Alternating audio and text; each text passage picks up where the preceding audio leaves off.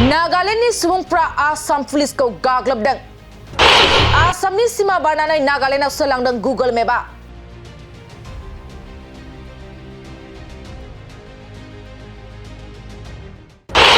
Google मेपआ Assam पुलिसखौ आसामनि सोलायै नागालेण्डआव सौहैहोदों।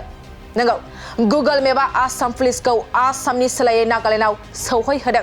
16 आसाम पुलिसनि मोनसे हानजाखौ आसामनि सोलायै नागालेण्डआव लांदों गुगोल मेपआ। लोगोसे 16 आसाम पुलिस हानजाखौ दुथां साना ओनसोलनि सुबुंफ्रा हरसे खानानै दोनदों। मख'नो गोनांदि थांनाय 7 जानुवारिनि मोनायाव जरहाट पुलिसनि मोनसे हानजाया सिभिल ड्रेस गानना हाथियार लानानै सासे दायनिगिरिखौ हमनो थाखाय गुगोल मेप नायना दावबायबाय थानायावनो मिथिस्लाबैयाव आसामनि सीमाखौ बारना नागालेण्डनि मककचुंआव सौहैदोंमोन। आरो हरनि समाव सिभिल ड्रेस गाननाय आरो हाथियार लानायखौ नुनानै नागालेण्डनि मककचुं ओनसोलनि सुबुंफ्रा दुथां सानानै आसाम पुलिसनि सायाव गाग्लोबदोंमोन।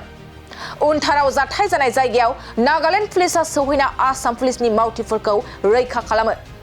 थारैनो गुगोल मेपआ आसाम पुलिसखौ आसामनि सीमा बारनानै नागालेण्डआव सोलांदों। नागालेण्डनि सुबुंफ्रा आसाम पुलिसखौ गाग्लोबदों। आसामनि सीमा बारनानै नागालेण्डआव सोलांदों गुगोल मेपआ।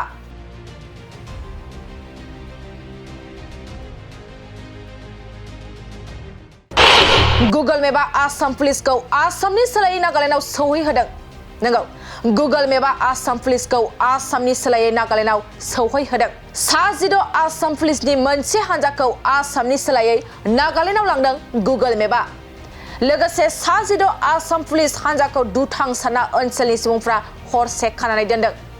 मख'नो गोनांदि थांनाय 7 जानुवारिनि मोनायाव जरहाट पुलिसनि मोनसे हानजाया सिभिल ड्रेस गानना हाथियार लानानै सासे दायनिगिरिखौ हमनो थाखाय गुगोल मेप नायना दावबायबाय थानायावनो मिथिस्लाबैयाव आसामनि सीमाखौ बारना नागालेण्डनि मककचुंआव सौहैदोंमोन।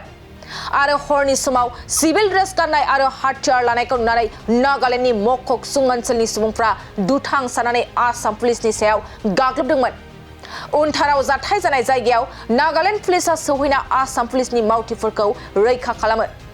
थारैनो गुगोल मेपआ आसाम पुलिसखौ आसामनि सीमा बारनानै नागालेण्डआव सोलांदों।